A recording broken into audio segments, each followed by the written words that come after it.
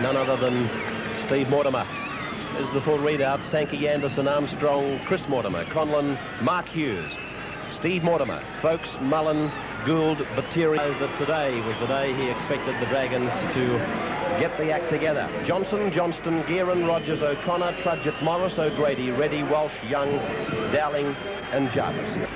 We'll go in and try and take it away. There he is now. Very important under these conditions that all of your backs, your wingers, fullback included, get themselves to dummy half, take a bit of pressure on the forwards by going in and do the job that they would normally have to do, such as hitting the ball up and running from dummy half. Gould playing it to Anderson. Again, here comes the example Bill was talking about, a winger coming into dummy half in this zone. Quicker off the mark. Mortimer. Mortimer's found an opening. Mortimer's going downfield, up to the halfway, picks up Chris Anderson, and he's taken play 5 metres into St George's area. The break by Mortimer from the standing start. Battieri switching it to Johnston, and a knock on. Just trying to do too much.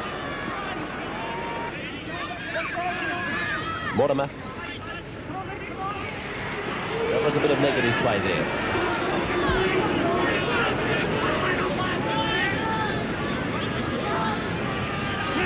Gould, Hughes, Conlon. That ball looked to go forward, but Anderson is off. Anderson will score, yes! Can he get it down? He's given the try.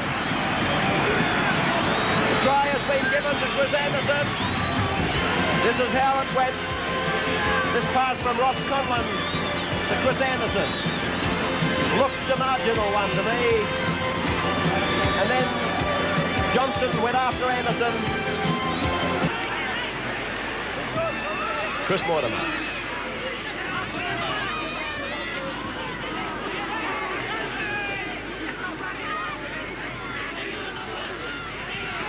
Armstrong across the ground.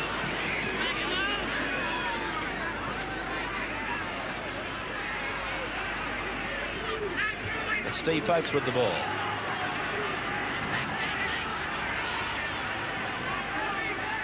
Battieri again.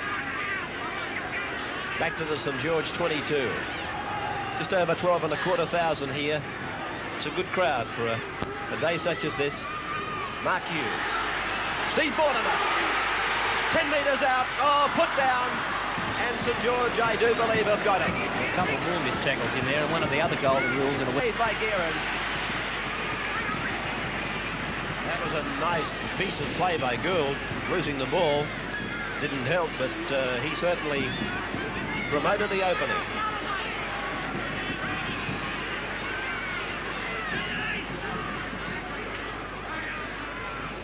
Jarvis.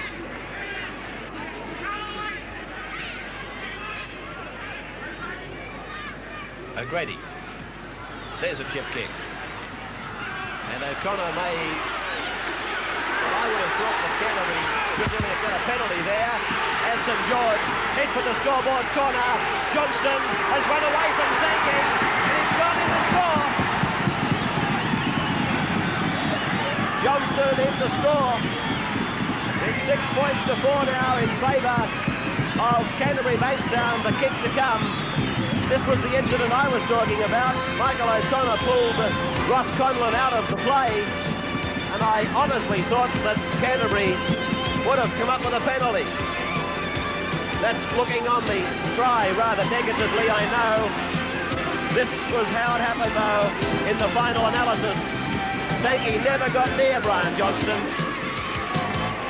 And a very good footballer plunges in for a 4-pointer. I saw it the same way. Bill Anderson was just talking about that short kick, though, and that's the way it does break up play. There's the incident there again. He was pulled out of the play. Dandy was on the spot. He allowed play to go on. Brian Johnston and the Saints did the rest. Good ball here, and Johnston has plenty of pace. A very underrated player. He certainly had no trouble getting around Sankey, although he did have plenty of room to move in. St George try, well, another controversial one. Gearan. It's going nicely. He's got it. He's equalised at 6-6 now. Oh, Roy is smiling even. Pat Jarvis.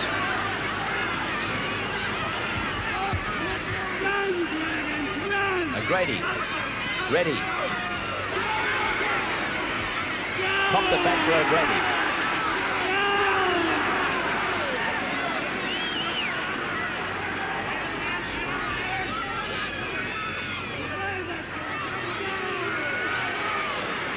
Graham Wynn. Now we're down this end of the field. We may well see St George set themselves to kick a field goal. Craig Young. And Steve Guerin off his left flank, working over in the scoreboard corner on the right. Steve Rogers bombing it. Oh, he's hit the upright, Sankey, and now he's dropped it, and oh, Chris Anderson was there to save it. Well,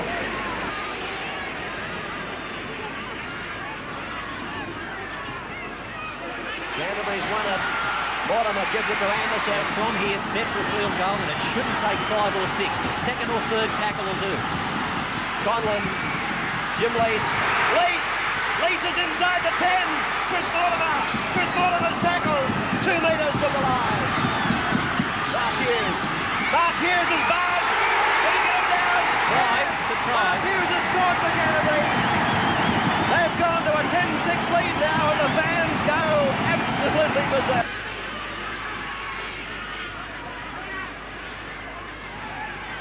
Mike Pittman ready to come onto the field for Steve Mullen.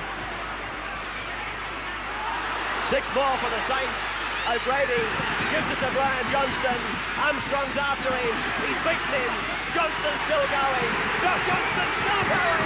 Johnston's going for the corner. And he's lost the ball in the tackle. Oh! That was nearly the third one this year that got away from Canterbury. Well, from nothing came almost a match leveller. The tackle by Sankey. Well, Johnston did very well. Steve Mullen off.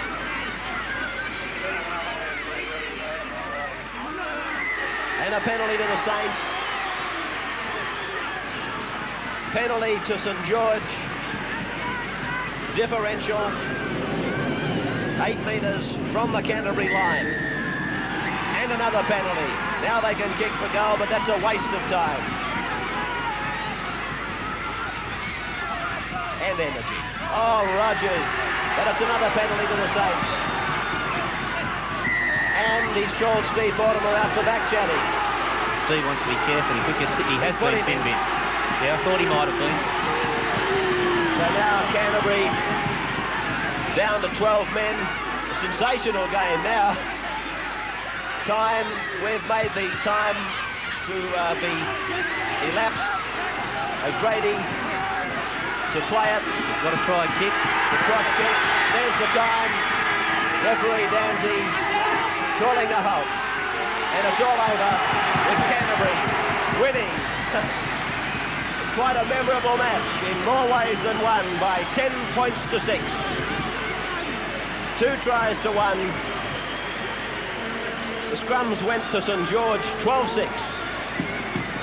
We'll have the man of the match interview in the dressing room in just a moment, but repeating a 10-6 victory for Canterbury over St George. Thanks, Graham. Do wingers get better with age? I don't know, mate. I think the conditions suited me today, brought them back to my level, mate. A big performance by the Canterbury forwards. Yeah, it was a great effort today, mate. I think we're always on top, and it was a deserved win. The side's been under plenty of publicity lately. Are they back on the road to, well, say the semi-finals? Definitely, mate. It's a long way to semi-finals, but I think we've got the bit between our teeth now and we're going well.